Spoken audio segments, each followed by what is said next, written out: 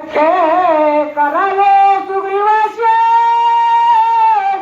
ते मुख्य प्रकारे आम्हाशी तो हे सख्यार तो आलाशे अतिशय सुख झाले.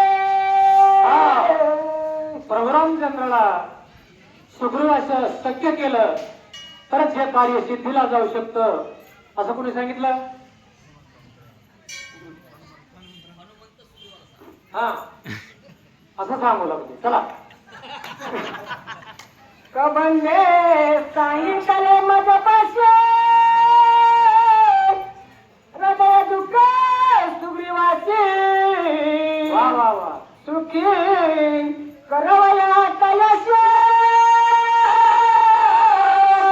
ऋषमुखाची लिहाले.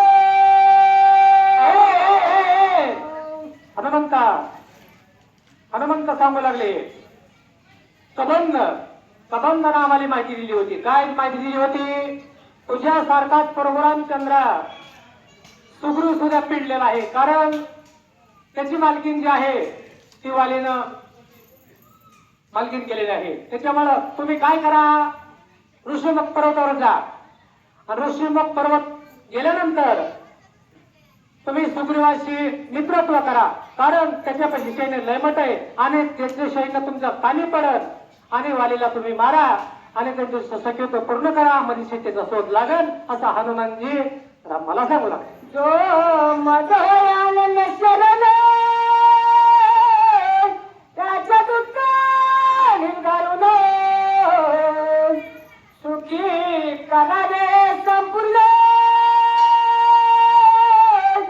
प्रीत झाला ते माझे. काय सांगू लागले?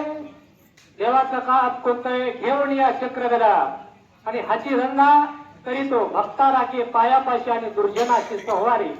प्रभू रामचंद्र म्हणले जे माझ्या अन्य शरण येतो त्याचे मी कसलेही दुःख नाहीसे करतो असं प्रभू रामचंद्राचं प्रीत आहे आणि हा सुग्रीवाचं सख्यत्व करण्यासाठी प्रभू रामचंद्र बोलला. दुःख निरुसून सुख द्यावयाशे मी आलो वनवासाची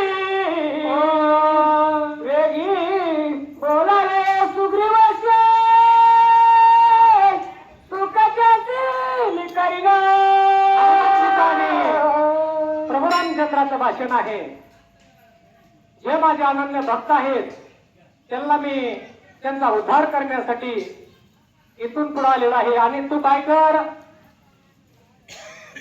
सुग्रीवापाशी जा आणि लवकरात लवकर त्यांना बोलून घेऊन आपलं संभाषण करण्याची सुरुवात करू. ऐकोली श्रीरामाचे वचन हनुमंत झाला सुख संपन्न. वंदोली श्रीरामाचे केले उठाल उल्हासे. काय केलं? प्रभू रामचंद्राने सांगितल्याबरोबर हनुमंताला उल्हास झाला आणि उल्हासाच्या भरामध्ये प्रभू रामचंद्र सुग्रीवापाशी जाण्यासाठी निघाले. हनुमंते करणी उठले सुग्रीवापाशी याला पण मने तू भाग्य सौभाग्य पूर्ण श्री रघुनंदना